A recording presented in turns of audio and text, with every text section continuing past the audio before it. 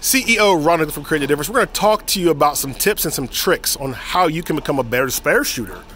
Spare shooting is a very, very important part of the game, and we're going to talk about that. So, the first thing is get yourself a spare ball. So it can be urethane, it can be plastic, preferably it's shiny so that you can actually get the bowling ball to go as straight as possible, but nonetheless you need a spare ball. When you come to practice, here's kind of some of the rules. You see the 6-pin and the 10-pin for a right-handed player, which are the two pins that are furthest to the right in the frame here. We'll zoom in a little bit. The deal is you want to make sure that you, in terms of shooting the 10-pin, only hit one or two of those pins. If you hit the 3-pin, which would be the pin that you see standing still to the right, that would no longer count as being able to shoot and make the 10-pin. So if you're practicing shooting spares, a full rack is good, and just try to hit the 10-pin as best as possible. If you hit the 6-pin, we're still going to be able to let that slide and count. If you hit the 3-pin, it does not count under any circumstance. So that's kind of the first lesson, the first idea. The second idea is that you really want to practice this for probably about 3 games. 3 games of shooting spares like that one, that's a miss. So that would consider a miss. So 3 games of shooting spares is probably a really good practice session because you're gonna end up throwing a fair amount of shots.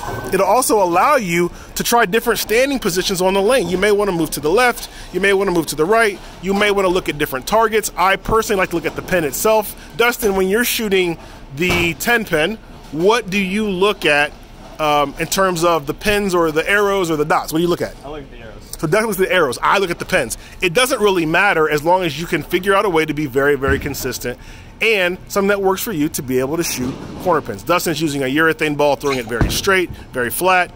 To be able to get that, that would actually count.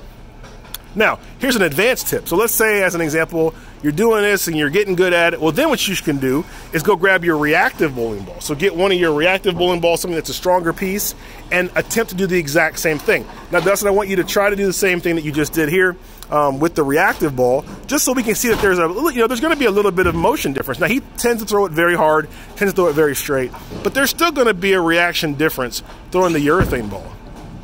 See, if the ball began to pick up, he hit the 3-pin, that's a miss. So this brings it to a much different level, or a harder level, in order to be able to shoot the 10-pin now.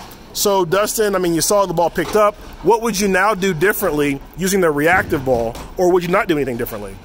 I'm actually looking at the same target, so I just need to make sure that I extend through the shot, get it onto the lane, and I don't pinch it short. Okay. So he's got a little bit of a strategy change in shooting the 10-pin with the reactive ball, and this is good because it's going to help you become a better spare shooter all the way around. So now we'll see a little bit, there we go. So that would also be a 10-pin conversion. Now, like I said, being able to shoot spares is a very, very important part of the game. You have a few little tips that can help you become a better spare shooter as well. As always, if you need more questions, or if you have more questions or need more information, check us out at ctdbowling.com. Ronald Hicklin, CEO from Creating a Difference. Have a great day.